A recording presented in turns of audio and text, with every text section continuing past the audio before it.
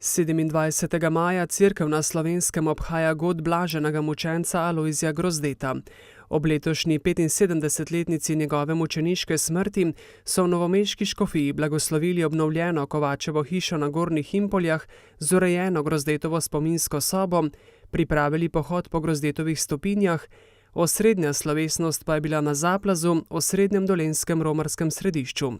Njegove življenjske vrednote so aktualne tudi danes, poudarja novomeški škof Andrej Glavan.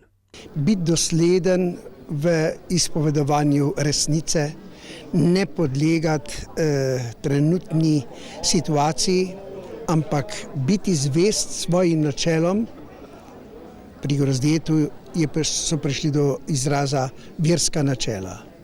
Bil je vzgojen, res dobro vzgojen v Marjanišču, član Marijine kongregacije, vcepili so mu ljubezen do Marije, izpolnjevanja Božje volje in seveda bil član katoliške akcije, ki je učila, kako naj evangelizirajo, kako naj pridobivajo ljudi svet za Kristusa. On, ki je bil zvest član katoliške akcije, je poslušal tudi tedanjega škofa Rožmana, ki je rekel, vaše orožje, vaša politika je zapravo rožni venec, je molitev, spreobračanje drugih, ampak najprej sebe. In kako bi Grozde lahko danes nagovarjal mlade? Lahko bi nagovarjal s to svojo zvestobo, svojo skromnostjo, svojo zavzetostjo, svojo veliko željo, da bi ljudem pomagal, svojo veliko nadarjenostjo in pridnostjo. Iz ubogih razmer je zrastel in je bil idealen mlad fant, pesnik, literat, prijatelj, pa hkrati razborit, in so bili ljudje, ki so govorili v svojih spominih, kako sem se pretepal s svetnikom, Grozdetom seveda. Slovesno mašo na Zaplazu je vodil ljubljanski nadškof in metropolit Stanislav Zore. Tako kot laž ne more premagati resnice, tako tudi nasilje ne more zmagati nad ljubeznijo, je v pridigi poudaril Zore. Zato je pomembno, da se tudi mi danes navzamemo Grozdetove drže, njegove ljubezni do naroda in do domovine. Kako pomembno je, da danes skozi nas in vse dobro misleče ljudi zaveje misel Grozdetovih verzov, v katerih pravi: proč mračne misli, nov se dan rodi. Zdaj grem na pot, srce se ne boji.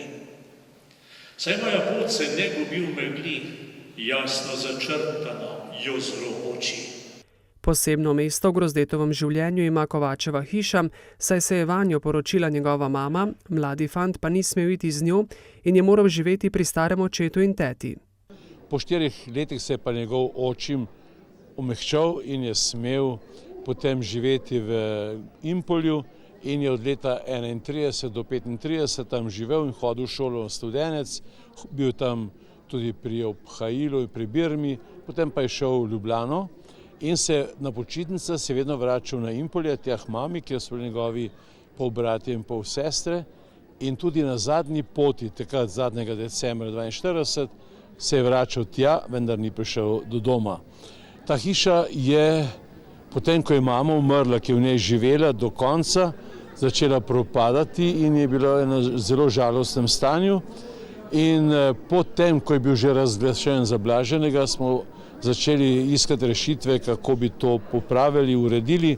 Občina Sevnica se je odločila in je hišo od sorodnikov odkupila, ustanovila neko kulturno-turistično društvo Primož, ki bo skrbelo za to hišo.